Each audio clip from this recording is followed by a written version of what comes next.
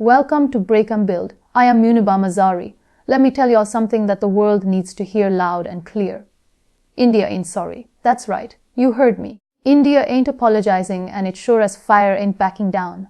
Not when it comes to looking out for its own people, its own economy, and its own future. And especially not when it comes to Russian oil. Folks around the world are whispering and complaining, trying to stir up smoke like India's got something to explain. But guess what? India don't owe nobody no explanation. Now let me paint this picture for you. For years the West has been playing this game, calling the shots, setting the rules and changing them whenever it suits them. They say jump and the rest of the world's supposed to ask how high. But India looked them square in the eyes and said, we're going to walk our own path. And baby, that's power. That's pride. That's policy with purpose. See, when the whole world got shook by sanctions and geopolitics, when oil prices shot through the roof and smaller nations were scrambling, India did what strong nations do. It stayed calm, kept its eyes open, and made moves. Buying oil from Russia wasn't just a transaction. It was a statement. It was India saying, we ain't here to play your guilt games. We're here to survive. We're here to thrive. We're here to make decisions that put our people first. You want to talk about ethics? Let's talk about ethics. Let's talk about how millions in India live every single day without guarantees, without the promise of cheap fuel, stable electricity, or affordable gas. Let's talk about feeding a nation of over 1.4 billion people. Because you see, it's real easy to preach from a palace built on someone else's struggle. It's real easy to point fingers when you ain't got skin in the game. Let me break this down for you. When Europe was getting nervous about energy, what did they do? They bought Russian gas in secret. Oh yeah, they kept that pipeline flowing like nothing happened. But when India steps up and makes a purchase for the good of its people, all of a sudden it's a global scandal. Don't come with double standards and expect respect. India saw the hypocrisy, and instead of clapping back, it just kept moving. That's grace under fire. You think India don't know what's going on. You think India's leadership is naive. No, India's leadership is strategic. You don't run a country of over 1 billion folks by playing checkers while everybody else is playing chess. India said, we'll take the deal that helps our people. We'll buy that oil at a discount. We'll refine it. We'll stabilize our markets. And while the rest of y'all are dealing with inflation, we'll be building our future. That ain't just smart, that's bold. That's the kind of courage that don't apologize for making hard choices. People like to talk about alliances. They say, well, India's part of the Quad. Shouldn't they side with the West? Listen here. Being part of a team don't mean you give up your brain. It don't mean you ignore your own problems just to please someone else's agenda. India ain't playing the puppet. It's playing the player. India got friends in all corners of the world. But friendship don't mean servitude. If you want to be partners, you better respect that India is going to do what's best for India. And let's talk about what that oil did. That oil didn't just sit in barrels. It powered trucks. It kept the lights on in hospitals. It helped farmers irrigate their land. It made transport affordable for millions of working-class Indians. That oil kept the country moving when the world was stuck, and it didn't come with strings attached. Russia didn't show up with lectures. It showed up with a deal. India took it, used it, and improved lives with it. Now here's what folks don't understand. India ain't just buying oil. India is redefining the global order. See, for too long, the world's energy map was drawn in Western ink. But now it's being written in Indian ambition. India's telling the world we ain't followers no more. We set our own course. This ain't about rebellion. This is about sovereignty. It's about saying no one gets to bully us into choices that hurt our people. People want to know why India ain't saying sorry. I'll tell you why. 'Cause sorry is what you say when you mess up. Sorry is what you say when you hurt someone. But what if you did the right thing? What if you made a decision that protected families, stabilized your economy, and stood your ground? That ain't something to be sorry for. That's something to be proud of. That's something to walk tall about. And don't get it twisted. India still stands for peace. India still supports diplomacy. India still believes in a rules-based international order.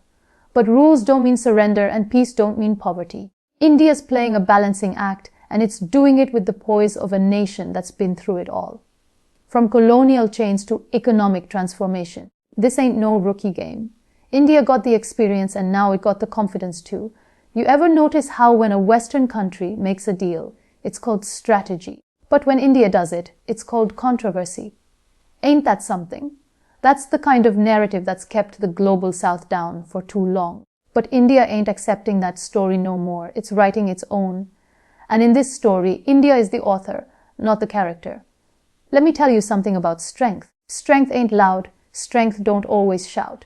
Sometimes strength is quiet resolve. Sometimes it's the ability to look the world in the eye and say, we're doing this our way. You don't have to agree, but you will respect it.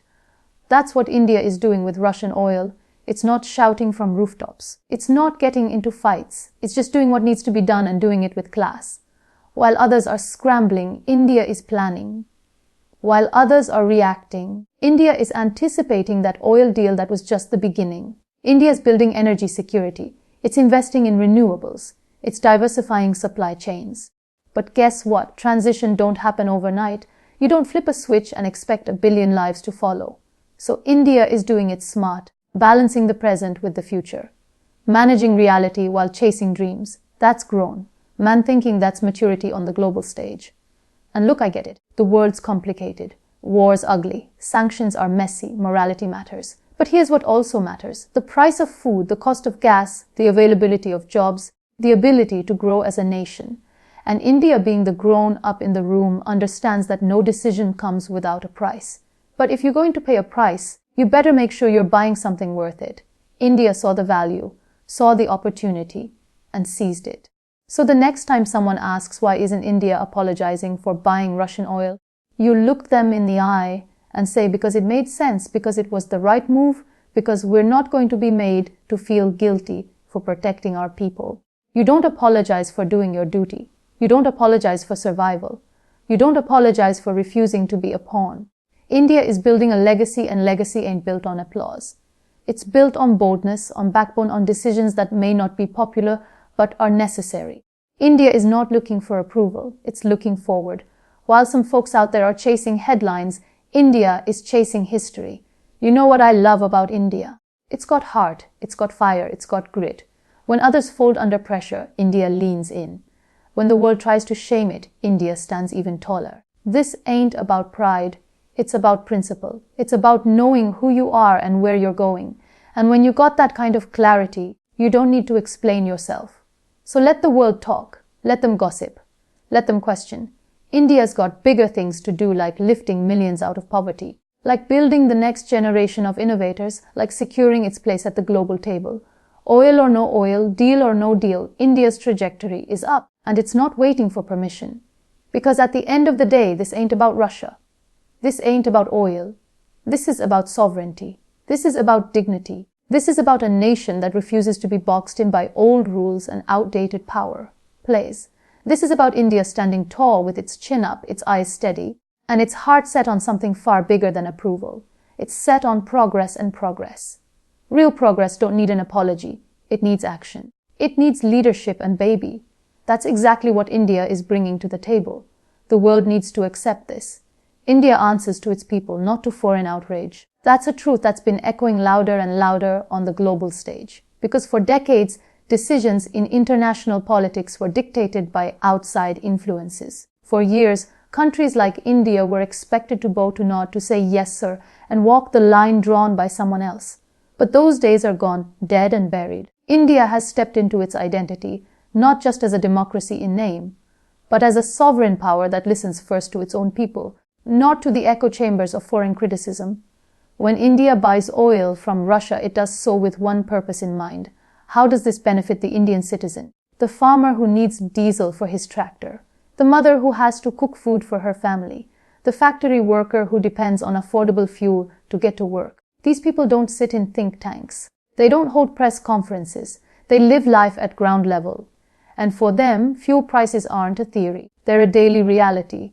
India answers to them, their needs, their struggles, their aspirations, not to hashtags or news headlines from across the oceans. The outrage that comes from foreign capitals often ignores this reality.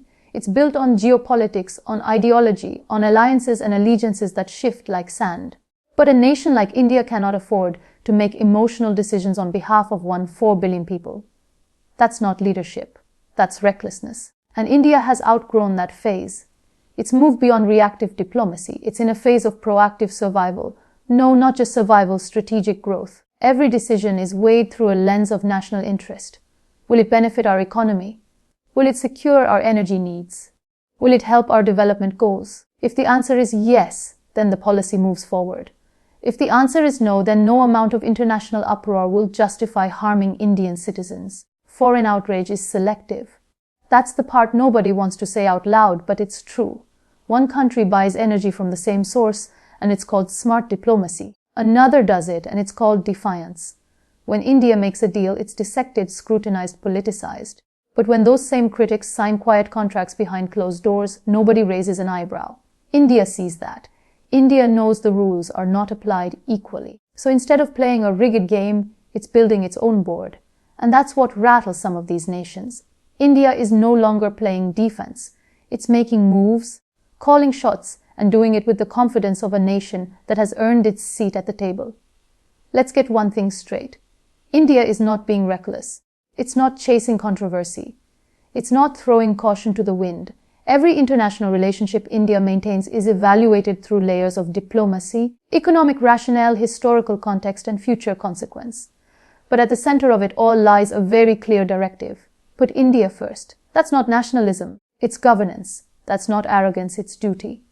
Leaders in New Delhi aren't waking up each morning thinking, what will Washington think?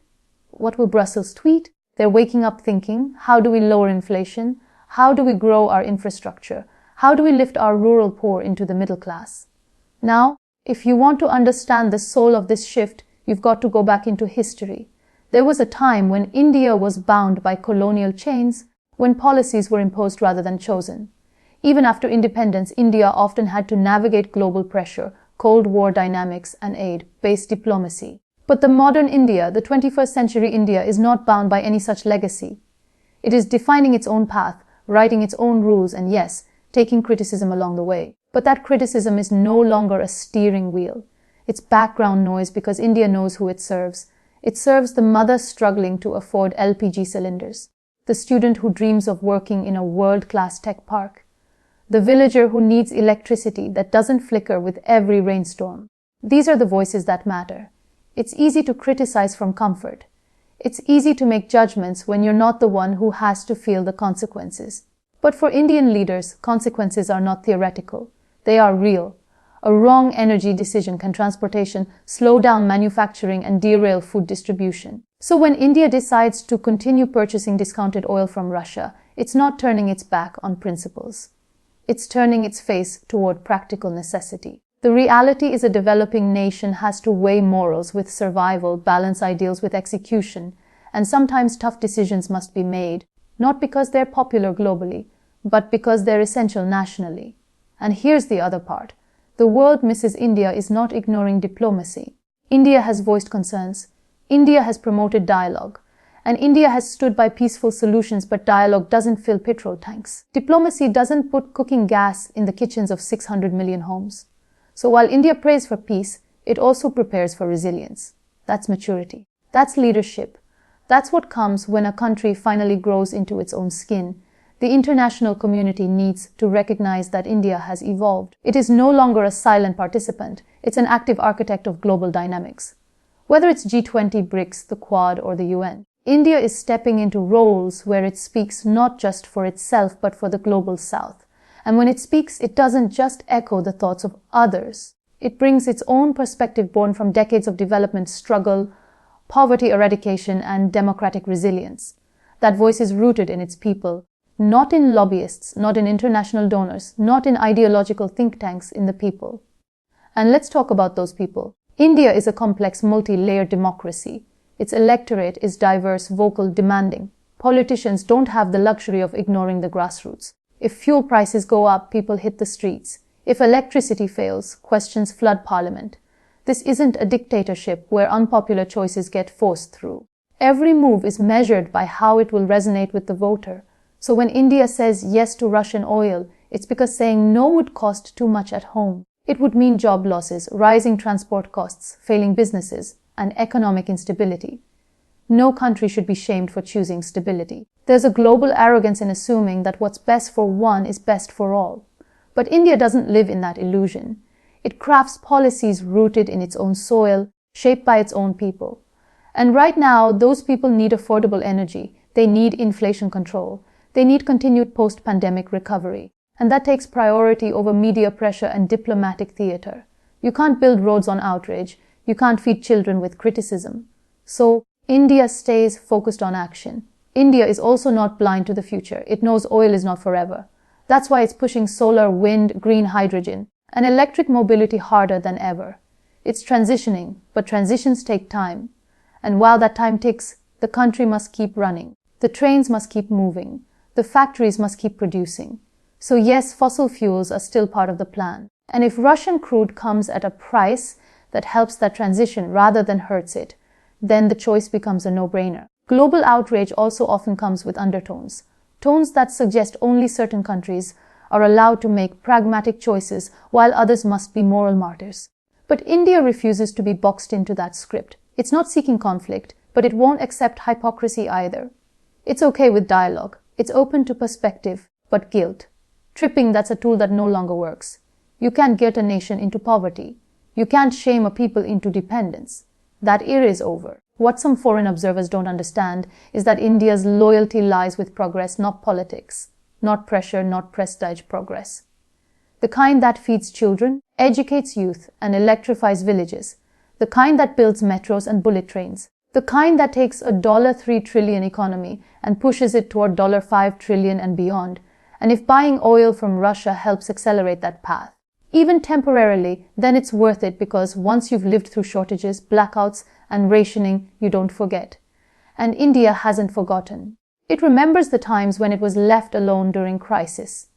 It remembers when it had to rebuild with limited help. So now that it has the capacity to make independent decisions, it will not relinquish that right. That independence wasn't gifted. It was earned through sacrifice, through innovation, through sheer determination. So when India exercises that independence, it doesn't look sideways to see who's frowning. It looks inward to see who's benefiting. It's important for the world to recognize that India's rise isn't fueled by defiance. It's fueled by responsibility. The responsibility of feeding millions. The responsibility of keeping an economy afloat during global turbulence. The responsibility of leading in a multipolar world. And with responsibility comes decision-making that is sometimes unpopular, often misunderstood, but always calculated. And when the dust settles and history looks back, it will not remember the noise of the critics. It will remember the choices of the builders. India is choosing to build its economy, build its independence, build its strength. That choice may not please everyone, but it doesn't have to. Because India doesn't answer to foreign outrage. It answers to something much greater, its people. India's stand on Russian oil is not a detour from values.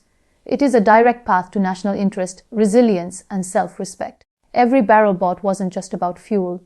It was about farmers in fields, mothers in kitchens, trucks on highways, and factories running at full speed. It was about doing what had to be done, not for applause but for progress. In a world loud with criticism, India chose quiet determination. In the face of hypocrisy, India chose clarity. And when asked to justify survival, India refused to bow. Because survival is not a crime and progress doesn't come with permission slips. This is not defiance for the sake of drama.